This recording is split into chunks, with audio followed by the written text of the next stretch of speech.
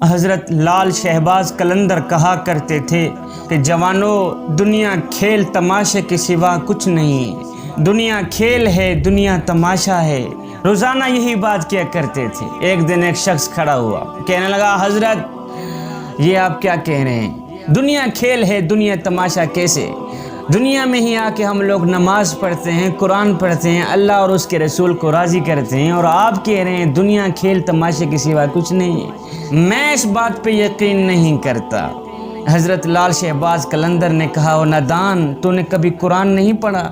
اگر قرآن پڑھا ہے تو پھر یہ آیت نہیں پڑھی؟ اللہ فرماتا ہے وَمَا الْحَيَاةُ الدُّنْيَا إِلَّا لَعِبٌ وَلَهْوٌ۔ اس نے کہا، نہیں جی، میں اس بات پہ یقین نہیں کرتا، مجھے اپنی آنکھوں سے دکھایا جائے کہ دنیا کھیل تماشے کے سوا کچھ نہیں ہے، مجھے اپنی آنکھوں سے دکھایا جائے۔ حضرت لال شہباز قلندر نے کہا، اچھا پھر گھر جا، رات کو دیکھ ہی لے گا۔ یہ شخص گھر گیا، رات ہوئی، سویا، آنکھ لگی، خواب میں کیا دیکھ رہا ہے؟ خواب کی دنیا میں کہ حضرت لال شہباز قلندر کہیں تشریف لے جا رہے ہیں، تو راستے میں سے ایک رچ نچانے والا کھڑا تھا۔ اس کے ایک ہاتھ میں رچ کی ڈور تھی، دوسرے ہاتھ میں ڈولکی تھی۔ وہ ڈولکی بجاتا تھا، رچ ناچتا تھا۔ حضرت لال شہباز قلندر جیسے ہی اس شخص کے قریب آئے تو آپ نے فرمایا، میاں تو کون ہے؟ اس نے کہا، جی میں قلندر ہوں، میں قلندر۔ تجھے پتہ نہیں ہے آج کل رچ نچانے والے کو بھی قلندر کہا جاتا؟ تو قلندر ہے؟ اس نے کہا، ہاں میں قلندر۔ رچ نچانے والے نے کہا، تو کون ہے؟ فرمایا، میں بھی قلندر ہوں۔ کہا، تو قلندر کیسا ہے؟ نہ تو تیرے ہاتھ میں رچ ہے، نہ تو تیرے ہاتھ میں ڈولکی ہے۔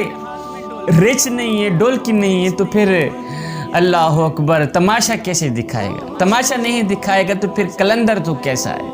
حضرت لال شہباز قلندر نے کہا، اس طرح کر، پہلے اللہ اکبر تو مجھے تماشا دکھا، پھر میں تجھے تماشا دکھاؤں۔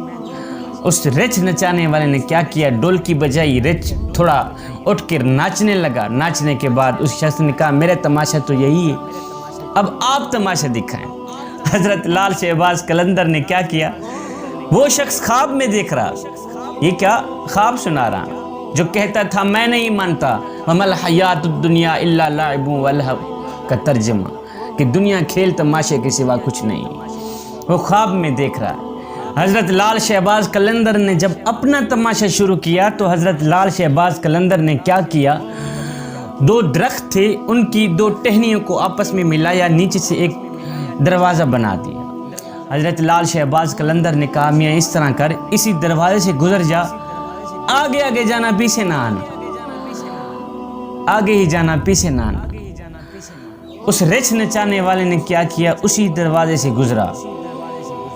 جب اسی دروازے سے گزرا، جیسے ہی اندر گیا تو ماحول ہی بدل گیا، وہ دنیا ہی بدل گئی، وہ آب و ہوا ہی بدل گئی، وہ تتی ریت بھی نہ رہی، وہ گرم موسم بھی نہ رہا، اللہ اکبر، وہ دھوپ بھی نہ رہی، وہ گرمی بھی نہ رہی، ایک دم ماحول بدل گیا، ایک دم موسم بدل گیا، ٹھنڈا ٹھار موسم، خوشگوار موسم، سرسبز علاقہ، جہاں تک اس کی نظریں جاتی ہیں اللہ اکبر مختلف باغات نظر آتے ہیں، جنت ہی جنت نظر آتی ہے۔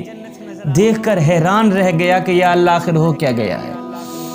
وہ میرے کپڑے نہیں ہیں، اللہ اکبر، وہ میرا جسم نہیں ہے، آخر ہو کیا گیا ہے؟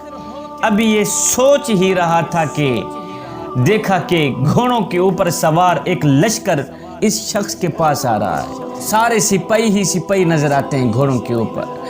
جیسے ہی وہ لشکر اس شخص کے قریب آیا، اس نے سمجھا آج تو میری ختم ہو گئی، آج تو میں مر ہی گیا۔ اس لشکر میں سے ایک سپاہی نیچے اترا، سپہ سالار جو تھا وہ نیچے اترا۔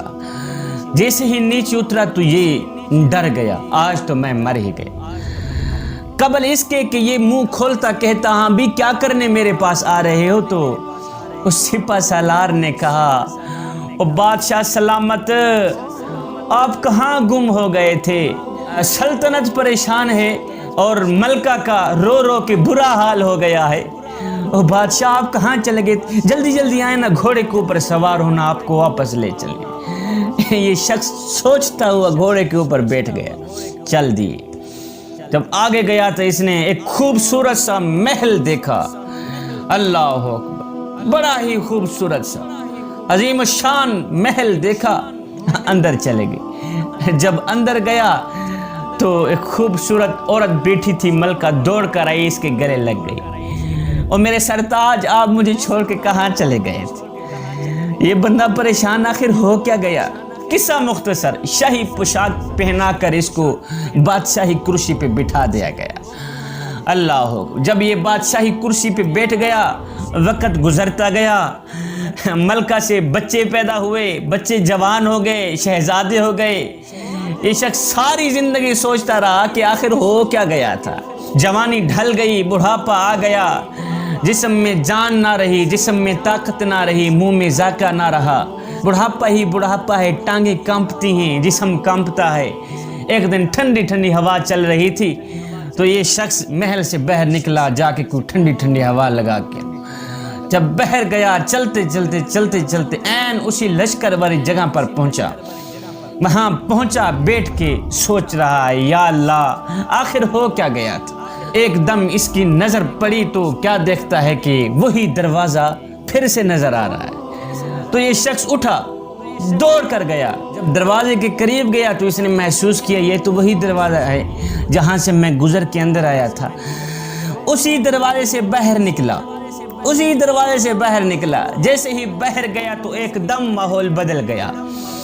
اللہ اکبر، وہی تتی ریچ، وہی گرم آب و ہوا، سامنے ریچ کھڑا ہے، ساتھ میں ڈولکی پڑی، پیچھے دیکھتا ہے تو حضرت لال شہباز قلندر مسکرا رہے ہیں، حضرت لال شہباز قلندر مسکرا رہے ہیں۔ اس شخص نے کہا، قبلہ، اور میری سلطنت، میری بادشاہی، میرے شہزادے، میری ملکہ میرا انتظار کر رہی ہوں گی، میں کہاں آ گیا ہوں؟ یہ سن کر حضرت لال شہباز قلندر مسکرائے۔ مسکرانے کے بعد آپ نے فرمایا، چپ کر نادان، تجھے کہا نہیں تھا دنیا کھیل تماشے کے سوا کچھ نہیں۔ یہ سب کھیل ہی تھا جو تیرے ساتھ رچایا گیا تھا، یہ سب تماشا ہی تھا جو تیرے ساتھ رچایا گیا تھا، دنیا کھیل تماشے کے سوا کچھ نہیں ہے۔ جوانوں، اس دنیا کے پیچھے اپنی آخرت کو برباد نہ کرو۔ آپ کبھی شہر سے گزرے ہوں گے، سگنل پہ رکے ہوں گے، آپ نے دیکھا ہوگا کہ گنتی الٹی چل رہی ہوتی، گنتی الٹی چل رہی ہوتی۔ نادانو، جہاں گنتی الٹی چل رہی ہو وہاں بہت جلد کام زیرو پہ آ جاتا ہے۔ ہماری زندگی بھی، ہماری سانسیں بھی الٹی چل رہی ہیں۔ کوئی 40 سے 30 سال پہ آ رہا ہے، کوئی 30 سے 20 سال پہ آ رہا ہے۔ تو جیسے یہ زیرو پوائنٹ پہ پہنچے گی، اسی کا نام موت ہے، اسی کا نام جدائی ہے۔ جوانوں، یہ زندگی کے لمحے تمہارے لیے غنیمت ہیں، انہی لمحوں میں کچھ کر لیں، انہی لمحوں میں کچھ اکٹھا کر لیں، انہی لمحوں میں خدا کی یاد اور محبت کے دیے اپنے دل میں جلا لیں۔ معلوم نہیں پھر فرصت ملے نہ ملے، معلوم نہیں پھر یہ زندگی کے لمحے ملے نہ ملے۔